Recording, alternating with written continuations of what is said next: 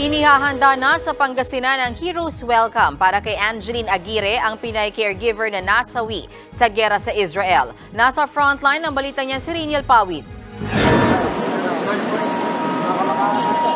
Hindi na napigilang maging emosyonal ng pamilya ni Angeline Aguirre nang makita nila kanina ang kabaong ng Pinay caregiver pagdating nito sa Ninoy Aquino International Airport.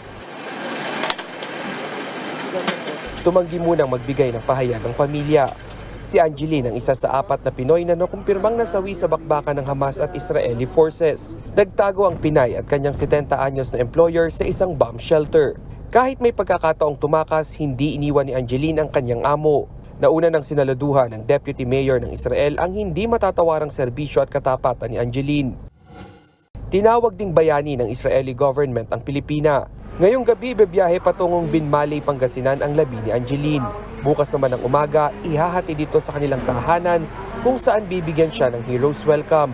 Tiniyak naman ng Overseas Workers Welfare Administration o OWA na sasagutin nila ang gasto sa pagpapalibing. Nangako rin ng Israeli government ng habang buhay na tulong pinansyal sa naulilang pamilya ni Angeline. So, pati yung kapatid niya na may sakit, tinulungan na rin natin sa gamot. Medyo may diferensya yung mata ng kapatid niya. Pati yung isang kapatid niya na midwife, yung trabaho, hinanapan na natin. Sa Lunes, nakatakda namang iuwi sa bansa ang labi ng isa pang Pinoy na nasawi sa Israel na si Grace Cabrera. Ayon kay Pangulong Bongbong Marcos, nangako ang Israeli government na marami pang Pinoy ang papayagang makatawid sa Rafah crossing. So may pangako sila sa atin na maipapalabas na ang mga Pinoy, ang mga Pilipino, maipapalabas na by today or tomorrow. That is what they promised us, Saturday daw at the latest. Nakahanda na raw ang ating embahada sa Cairo para salubungin ang ating mga kababayan.